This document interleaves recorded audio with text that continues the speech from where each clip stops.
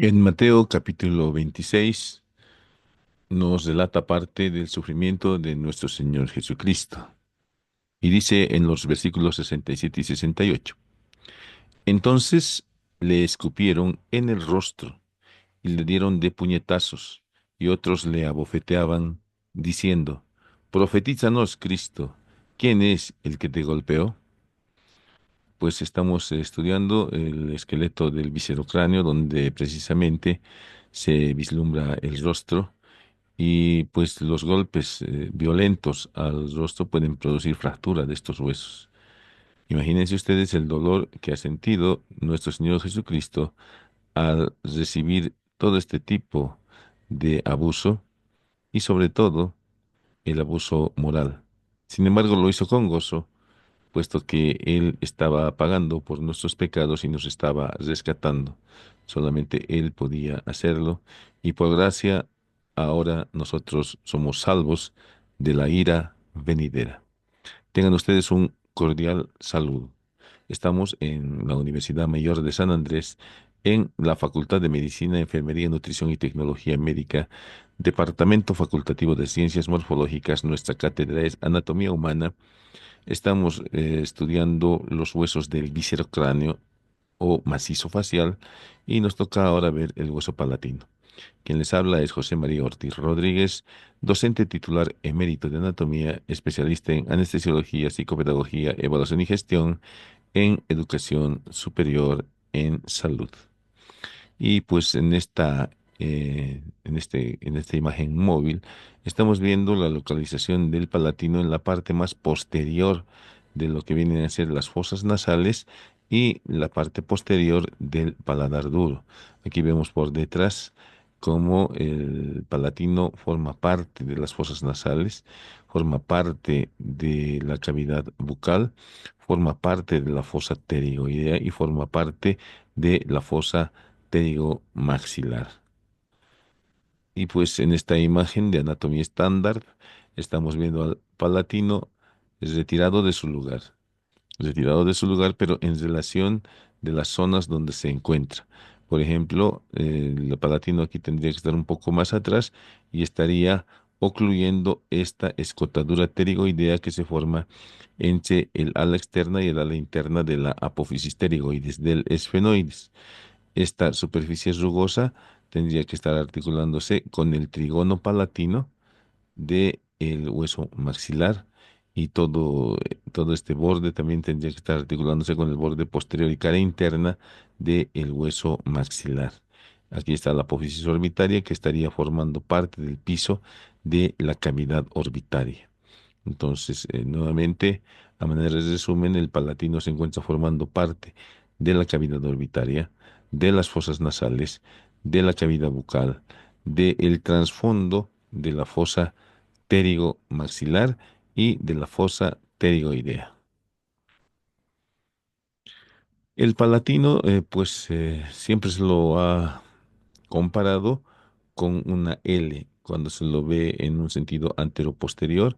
En este palatino que está en la imagen, el borde anterior es lo que estamos viendo. Ahí está el borde anterior y vemos que el palatino está formado por dos planos. Una parte perpendicular, la lámina perpendicular del palatino, y la lámina horizontal del palatino, que se unen formando un ángulo diedro. Pues aquí estamos viendo la lámina horizontal del palatino, cuyo borde medial se articula con el palatino del lado opuesto y está formando, por medio de su cara inferior bucal, la parte más posterior de lo que se conoce con el nombre de paladar duro, y el borde posterior de esta lámina horizontal del palatino está dando inserción a la aponeurosis del velo del paladar. En esta otra imagen estamos viendo la lámina vertical del palatino en su cara nasal, porque tiene dos caras, y la cara nasal pues nos presenta una cresta turbinal o conchal que se articula con la concha nasal, y una superior o concha etmoidal que se articula con el cornete medio o concha etmoidal media. Pues vamos a ir viendo sucesivamente las diferentes partes. En esta imagen estamos viendo la lámina horizontal vista por arriba en su cara nasal, vista por abajo en su cara bucal y medialmente en el borde que se va a articular con el palatino opuesto. Pues en este lado estamos viendo la cara superior de la lámina horizontal del palatino, que es cuadrilátera y que tiene una forma más o menos acanalada. ¿Ya? Tiene una forma acanalada y en esta otra imagen estamos viendo la cara inferior que tiene también una forma plana, ligeramente cóncava, cerca de su borde posterior en esta superficie bucal de la lámina horizontal del palatino se encuentra una cresta, la cresta palatina, donde se inserta parte de la aponeurosis del velo del paladar. También estamos viendo el borde anterior. El borde anterior de la lámina horizontal del palatino se va a articular con el borde posterior de la apófisis palatina del hueso maxilar. El borde posterior es liso, es libre. Los dos bordes posteriores más el borde interno al unirse forman la espina nasal posterior y este borde posterior, como ya habíamos mencionado, presta inserción a la aponeurosis del velo del paladar.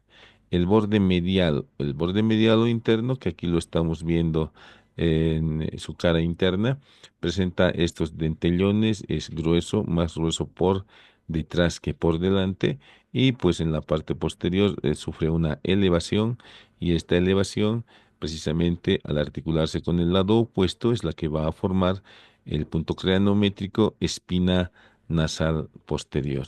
Y como ya habíamos mencionado, el borde externo está formando entre las dos láminas del palatino un ángulo diedro.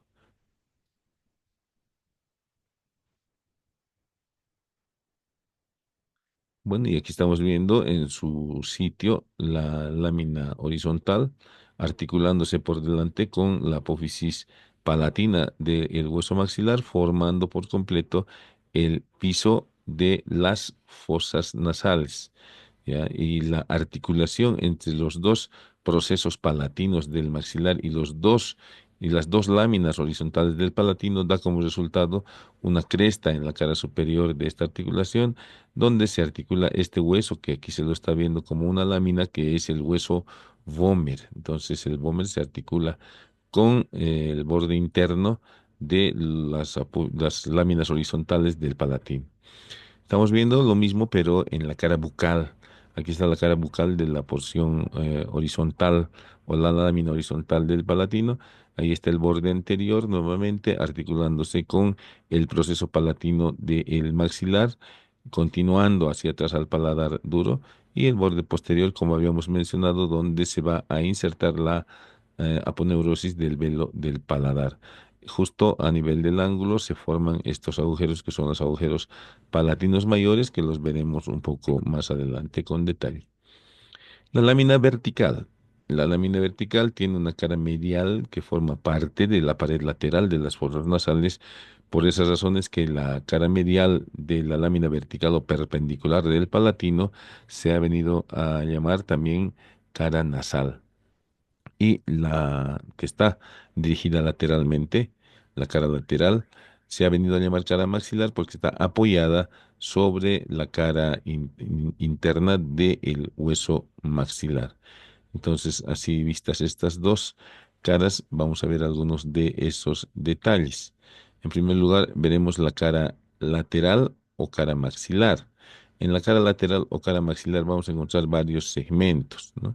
Del borde anterior estamos viendo desprenderse la apófisis maxilar, pero es importante acordarnos de esta apófisis maxilar porque está en relación con todo el resto de la lámina vertical, de la cara maxilar de la lámina vertical, que está cubriendo en parte el seno maxilar. Por esas razones que esta primera parte se llama el segmento sinusal. Posteriormente tenemos un segmento que se articula directamente con el hueso maxilar, el segmento maxilar, y más atrás un segmento que está en relación con el maxilar y la apófisis pterigoides del esfenoides, llamado segmento interpterigo maxilar, donde se presenta un canal, el canal en la cara lateral del palatino que va a formar el conducto palatino mayor. Y por último tenemos hacia atrás un segmento llamado segmento pterigoideo que se articula con la apófisis pterigoides de el hueso esfenoides. Aquí precisamente está un esquema más claro donde vemos en color rojo el segmento sinusal que, como habíamos dicho, cubre parcialmente el orificio de entrada al seno maxilar. Inmediatamente por detrás tenemos este otro segmento que está en relación articular directa con el hueso maxilar, por lo cual se llama segmento maxilar en verde. Y por último tenemos, o no por último, sino tenemos a continuación este pequeño segmento que está en relación con el conducto palatino mayor que se ha venido a llamar segmento interpterigo maxilar. Y por último, en la parte posterior tenemos este segmento en relación directa con la apófisis pterigoides del esfenoides, por lo cual se llama segmento pterigoideo. Y estamos viendo hacia atrás la apófisis piramidal, que la describiremos en el borde posterior.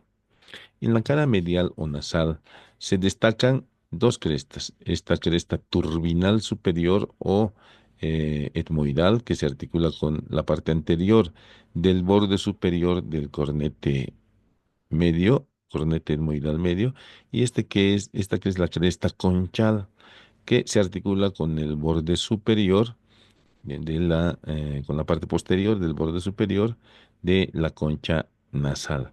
Como verán ustedes, ambas son muy salientes. Y ahí está precisamente, en esta imagen estamos viendo la concha nasal y la concha nasal está yendo a articularse con la cresta conchal. ¿Ya? El borde superior de la concha nasal en su parte posterior se está articulando con esta cresta conchal de la cara maxilar o interna de la lámina vertical del palatino. Y aquí arriba estamos viendo la otra cresta, la cresta etmoidal. Y precisamente aquí estamos viendo las dos estructuras. El cornete etmoidal superior o concha etmoidal superior, el cornete o concha etmoidal media, cuyo borde posterior se está yendo a articular.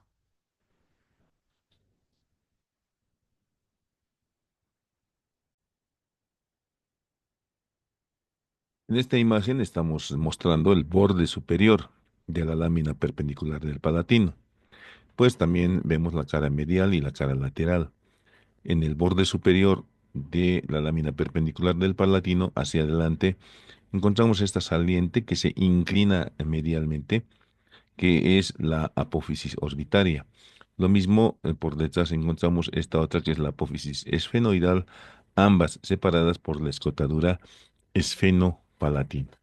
Nuevamente aquí vemos la apófisis orbitaria, que como su nombre lo indica está muy en relación con la cavidad orbitaria, la apófisis esfenoidal en relación con la cara inferior del cuerpo del esfenoides, ambas separadas por esta escotadura esfenopalatina, por la cual pasan los vasos y nervios esfenopalatinos, y está en relación también con el ganglio esfenopalatino, el ganglio autónomo esfenopalatino. Y pues en esta imagen estamos explicando el proceso esfenoidal o apófisis esfenoidal, que es esta que está posteriormente localizada, incurvada medialmente, como verán ustedes. Aquí en este color anaranjado estamos viendo el palatino y ahí está representándose la apófisis esfenoidal del palatino en relación con esto que es la cara inferior del cuerpo del esfenoides. En esta imagen real, este es el cuerpo del esfenoides, la cara inferior del cuerpo del esfenoides. Ahí está el vómer, ahí está el vómer. Y estamos viendo cómo las alas del vómer se introducen en los procesos vaginales de la cara inferior del cuerpo del esfenoides.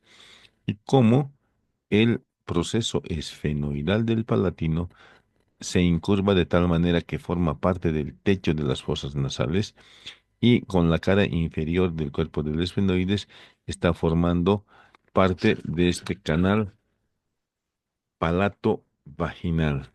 Este canal palato vaginal también se denomina conducto pterigo palatino. Y por ahí están pasando las venas, las arterias y el nervio faríngeo de Bok. Entonces, importante este conducto o canal palato vaginal. Entonces, en esta imagen real estamos viendo la apófisis vaginal del esfenoides y esto es el proceso o apófisis esfenoidal del hueso palatino. Ahí está la apófisis esfenoidal, que es la que hemos visto formando este canal palato-vaginal. Y hacia adelante, pues tenemos el proceso orbitario o apófisis orbitaria del palatino, que es un proceso voluminoso que tiene la forma de una pirámide triangular que se une al resto del hueso por una porción estrecha, ¿no? Aquí estamos viendo las diferentes caras de esa apófisis. Y en esta imagen estamos viendo el piso de la cavidad orbitaria, donde recordaremos se encuentra la cara superior de la apófisis piramidal del maxilar, donde se encuentra el canal infraorbitario que se continúa con el conducto infraorbitario. Y pues la parte más posterior de este piso está formado por el palatino, que aquí está en color rosado. Y precisamente a este lado estamos redundando la carilla orbitaria de el hueso palatino. Y medialmente vamos a encontrar una carilla que se llama etmoidal, que es esta, que vamos a resaltarla en este momento. Ahí está la carilla etmoidal que se articula pues con la cara inferior de los laberintos etmoidales. Y detrás de esa cara etmoidal o antero superior encontraremos esta otra, que es la postero superior, que es la carilla etmoidal o, perdón, esfenoidal. Entonces ahí tenemos la carilla orbitaria, la carilla etmoidal y la carilla esfenoidal. Precisamente la carilla orbitaria, en este detalle la estamos viendo aquí formando la parte más posterior y medial del piso de las cavidades orbitarias.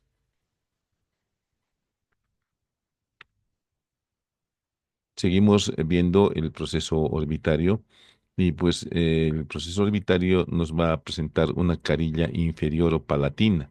Esa carilla inferior o palatina es la que va a ir a articularse con el trígono palatino del ángulo postero superior del hueso maxilar. Entonces, esa es la carilla inferior o palatina. Ahora, la carilla pterigopalatina es la que continúa a la carilla orbitaria.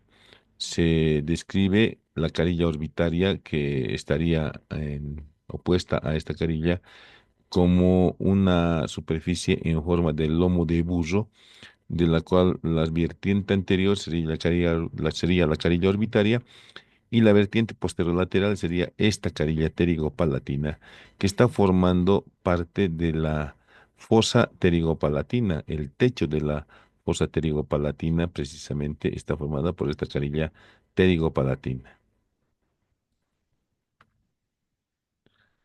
Ahí tenemos nuevamente la carilla orbitaria. Todo esto sería la superficie en forma de lomo de burro. Ahí estaría la superficie orbitaria y ahí estaría la carilla pterigomaxilar. Ahí está formando la parte más alta de esta fosa pterigomaxilar. Y el borde posterior se caracteriza por ser delgado y que se ensancha en su parte inferior. Este borde posterior presenta en su parte inferior este proceso llamado proceso piramidal, que tiene la forma de una pirámide triangular, con una cara inferior, dos caras lateral y medial y una base anterior. Entonces, viendo por detrás el proceso piramidal del hueso palatino, veremos que en sus dos bordes presenta superficies articulares para articularse con las alas externa e interna de la apófisis pterigoides. Este proceso piramidal del hueso palatino va a ir a completar la fosa pterigoidea, va a ir a cerrar completamente la fosa pterigoidea. Aquí estamos viendo nuevamente el palatino con su proceso orbitario, con su proceso esfenoidal, su escotadura esfenopalatina y su proceso piramidal que está en la parte inferior del borde posterior. Y en esta representación podemos ver precisamente en este color fucsia al hueso palatino, ahí están las apófisis pterigoides del esfenoides con el ala interna del el proceso pterigoideo y el ala interna y el ala externa. Entonces, entre las dos alas se está formando la escotadura pterigoidea y precisamente la apófisis piramidal del palatino está yendo a ocupar esa escotadura y completar la fosa pterigoidea. Nuevamente, una imagen real. Ahí está el ala externa y el ala interna de la apófisis pterigoides. Y aquí tenemos la apófisis o proceso piramidal del hueso palatino completando la fosa pterigoidea. Nuevamente, más de lo mismo. Ahí está el proceso piramidal del palatino completando la fosa pterigoidea. El borde anterior, aquí lo estamos viendo al borde anterior, hacia arriba la apófisis orbitaria. El borde anterior es delgado en toda su longitud, está en relación con el hueso maxilar y aquí tenemos en la parte inferior esta prolongación del borde anterior que es el proceso maxilar. Este proceso maxilar pues se va a ir a articular con la fisura palatina del hueso maxilar. Y como ya hemos mencionado, este es el segmento sinusal que está cubriendo parcialmente el orificio de entrada al seno maxilar. Aquí tenemos la carilla orbitaria, ahí tenemos la carilla etmoidal. Y pues viendo la cara inferior de la porción horizontal, habíamos mencionado que en la parte media de esta, entre el palatino y el maxilar, a la altura del tercer molar, se encuentra este orificio de desembocadura del conducto palatino mayor que da paso a los vasos y nervios palatinos mayores. En la cara inferior del proceso o apófisis piramidal del palatino, encontraremos estos otros orificios que son los orificios de los conductos palatinos menores que dan paso a los nervios palatino medio y palatino posterior. Aquí precisamente estamos viendo esa relación con el tercer molar y el nervio palatino mayor emergiendo por el orificio palatino mayor. Y junto con el nervio palatino mayor están las arterias y venas palatinas mayores. Luego estamos viendo que por los otros orificios están partiendo los nervios palatino medio y palatino posterior. Pues en esta imagen estamos viendo tres variaciones de malformaciones que pueden ocurrir en el paladar. Un paladar hendido, donde hay la falta de unión de los bordes internos del proceso palatino del maxilar y las láminas horizontales del palatino. Aquí tenemos la misma patología con un labio leporino unilateral y aquí tenemos la misma patología pero ya acompañada de un labio leporino bilateral. Pues el conocimiento de todas las estructuras que componen la anatomía de todo esto es importante en el momento en que nos decidimos a realizar una cirugía correctora de estos casos, que como veremos en otras diapositivas de este segmento de cabeza y cuello, es posible realizar cirugías reconstructivas en estos casos con mucho éxito. Muchísimas gracias por su atención.